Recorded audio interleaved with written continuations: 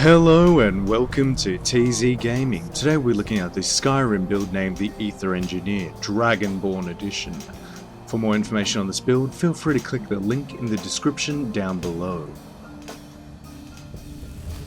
The Aether Engineer has some updates in Dragonborn Edition which have added 20 new levels with new perks, new skills and abilities which are intertwined with the old and new. This aesthetic has been maintained as a steampunk style and will be using bows instead of crossbows now, with new perk talents with the new bow and double enchants.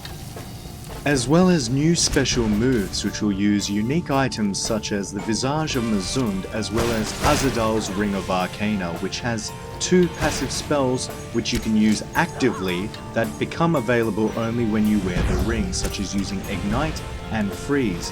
Both of these moves are available to the Aether Engineer and are quite useful as in terms of their utility rather than their raw damage, as they accentuate the range style gameplay for the Aether Engineer.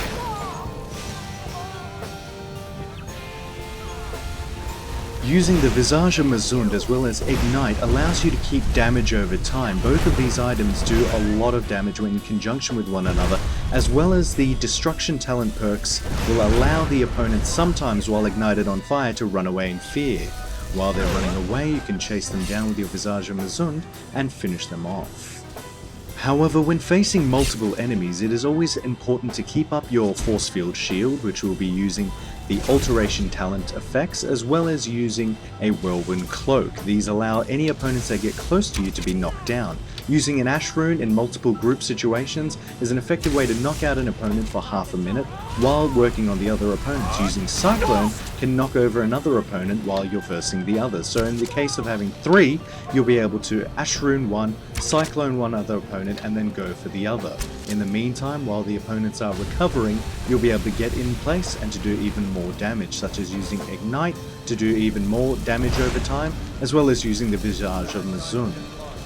Using multiple special moves in conjunction with one another works much better than simply sticking to one tactic and rinsing and repeating, especially when you maintain your shield as well as your Whirlwind Cloak. This allows any attacks from behind to be negated, which allows you free reign to attack from the front. Whether you're attacking close range, you can use your freeze to slow down opponents to allow you to get your bow out and attack them at range, or using them in conjunction with one another, so you can freeze as well as using fire. So in either case, while the opponent is fleeing for their life, you'll be able to have a chance to knock them into a block of ice and knock them over, as well as using your bow while they're feared to attack them in the back. If you're being attacked close up, use your Ash Rune to knock over an opponent and continue on with the other one. Using your Chaos Bow will allow you to sometimes with both fire attacks, whether you're using the Fiery Soul enchant or the Chaos damage enchant, either fire from either one will allow fear, which will be beneficial to you. Using fear is going to be one of the greater tactics to allowing you even greater range and versatility, as well as not being hit as often in conjunction with using your Whirlwind Cloak, Cyclone, as well as Ash Rune.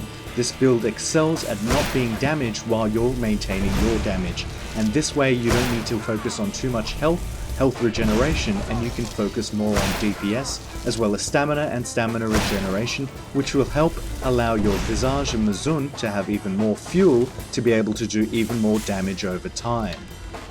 The combination of all the tactics as well as these special moves allow you to use your perk talents effectively to be able to mitigate any damage while doing maximum amounts of damage. You can use Steady Hand to zoom in, slow down time, and knock out opponents and do more critical damage than you would if you were to just shoot straight from the hip. You can also allow yourself time to get in melee range or to get at a distance, whichever you prefer. Being up close will allow you to do more damage as you can shoot out more arrows, as well as the fact you have your Whirlwind Cloak in case things get too hairy. After you've knocked out a few opponents and you have one who's run away, chase and hunt them down, set up an Ash Rune junction point if you get into too much trouble. You can run and traverse over the Ash Rune point, allow the opponent to be knocked over and use that time to heal yourself up, as well as getting yourself ready and prepared and regenerating mana as well as stamina, which are both effective.